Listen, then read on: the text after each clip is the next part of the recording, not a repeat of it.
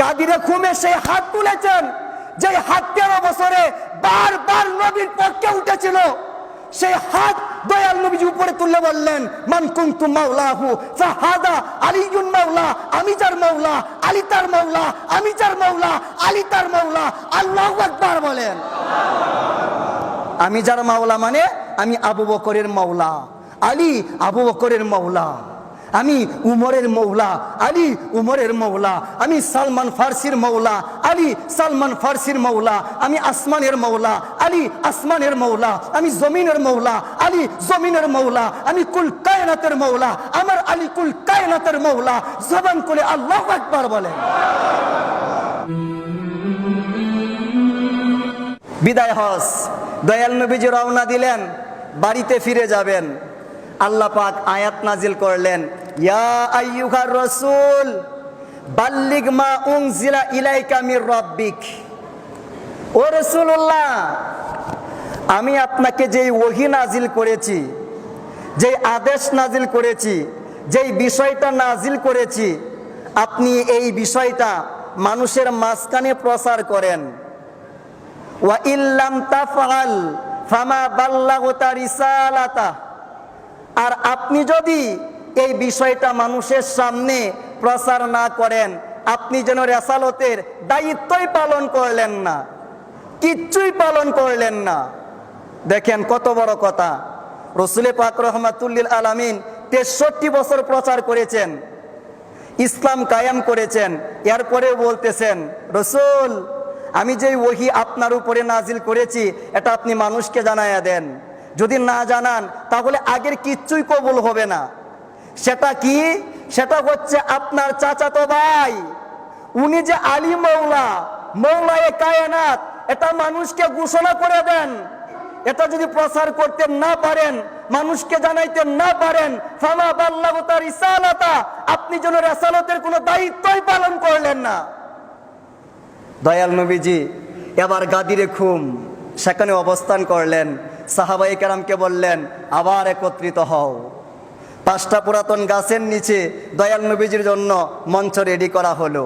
আজকে বেলায়েতের ঘোষণা করা হবে। সুবহানাল্লাহ বলেন। সবাই একত্রিত হলেন। জোহরের নামাজের পরে দয়াল নবীজি রাহমাতুল লিল আলামিনের জন্য মিম্বরে আতহার, মঞ্চ মুবারক রেডি করা হলো। সেই মঞ্চের ভিতরে মাত্র 2 জন অবস্থান করলেন, একজন রাসূলুল্লাহ আর একজন আলী মাওলা। জবান খুলে বলেন না সুবহানাল্লাহ। অবস্থান করে বললেন, সাহাবীরা শুনো, আমি কি আমার দায়িত্ব পালন করেছি?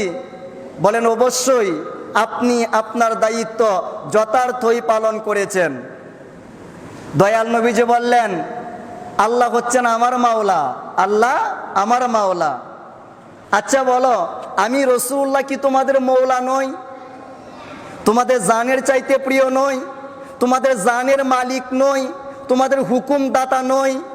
সাহাবায়ে কেরাম বললেন, অবশ্যই ইয়া রাসূলুল্লাহ, ইয়া হাবিবাল্লাহ, আপনি আমাদের মৌলা, আপনি আওলা ওয়া মাওলা। মারহাবা বলেন।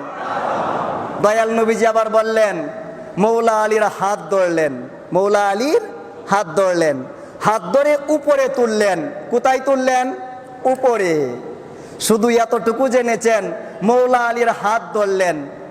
এ কোন হাত উপরে তুলেছে আপনি কি জানেন? কোন হাত উপরে তুলেছে আপনি কি বুঝেন? মৌলা আলীর বয়স মাত্র 13 বছর। আল্লাহ পাক আয়াত নাজিল করলেন, ওয়া আনজির আশিরাতাকাল আকরাবিন। হাবিব, গোপনে আর ধর্ম প্রচার চলবে না, আপনি ওয়াফেনে ধর্ম প্রচার করেন।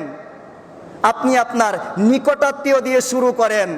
দয়াল নবীজি হযরত খাজা আবু তালেব রাদিয়াল্লাহু তাআলা আনহুর ঘরে প্রথম ইসলামের দাওয়াত শুরু করেছেন। হযরত আবু তালেব রাদিয়াল্লাহু তাআলা আনহু, উনার ঘরে ইসলামের প্রথম দাওয়াতের আয়োজন করা হলো।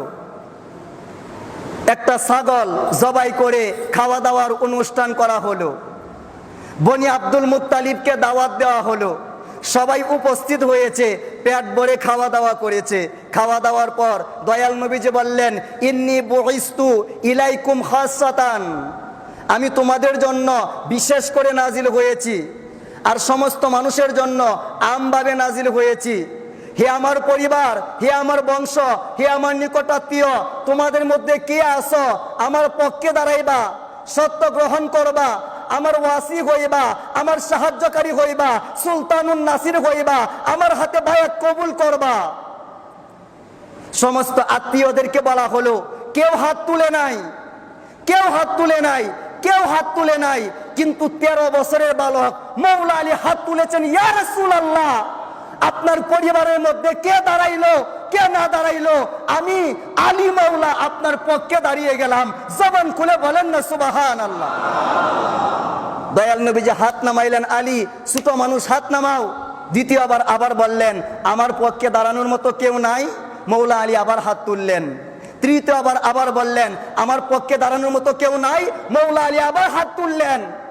গাদিরে খুমে সেই হাত তুলেছেন, যে হাত 13 বছরে বারবার নবীর পক্ষে উঠেছিল, সেই হাত দয়াল নবীজি উপরে তুললে বললেন, মান কুনতু মাওলাহু ফাহাদা আলিয়ুন মাওলা, আমি যার মাওলা আলী তার মাওলা, আমি যার মাওলা আলী তার মাওলা। আল্লাহু আকবার বলেন। আমি যার মাওলা মানে আমি আবু বকরের মাওলা, আলী আবু বকরের মাওলা, আমি উমরের মৌলা, আলী উমরের মৌলা, আমি সালমান ফার্সির মৌলা, আলী সালমান ফার্সির মৌলা, আমি আসমানের মৌলা, আলী আসমানের মৌলা, আমি জমিনের মৌলা, আলী জমিনের মৌলা, আমি কুল কায়নাতের মৌলা, আমার আলী কুল কায়নাতের মৌলা। জবান করে আল্লাহু আকবার বলেন।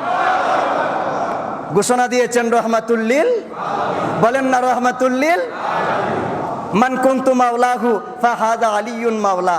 এই ঘোষণা দেওয়ার পরে সাহাবায়ে কেরামের মাঝখান থেকে হযরত আবু বকর সিদ্দিক রাদিয়াল্লাহু তাআলা আনহু, হযরত উমর ফারুক রাদিয়াল্লাহু তাআলা আনহু দুইজন চলে আসলেন, মৌলা আলীর হাত ধরলেন, হাত ধরে বললেন, বাখ বাখ ইয়া ইবনা আবি তালিবিন আসবাহাতা মাওলায়া ওয়া মাওলা কুল্লি মুমিনিন ওয়া মাওলা কুল্লি মুসলিমিন। হে আলী ইবনে আবি তালিব, তোমাকে সুসংবাদ, কনগ্রেচুলেশন, আজকে থেকে তুমি আমাদের মাওলা হয়ে গেলে, আওলা হয়ে গেলে। এই কারণে সাহাবায়ে কেরাম রাদিয়াল্লাহু তাআলা আনহুম আজমাইন ওনারা বলেন, শোনো, আমরা কোরআনুল কারীমের ইয়া আইয়ুহার রাসূলু বাল্লিগ মা উনজিলা ইলাইকা মির রাব্বিকা এই আয়াত পাঠ করার মাঝখানে আলী মাওলা, আলী মাওলা এই শব্দটা আমরা যোগ করে নিতাম। জবান খুলে বলেন না সুবহানাল্লাহ।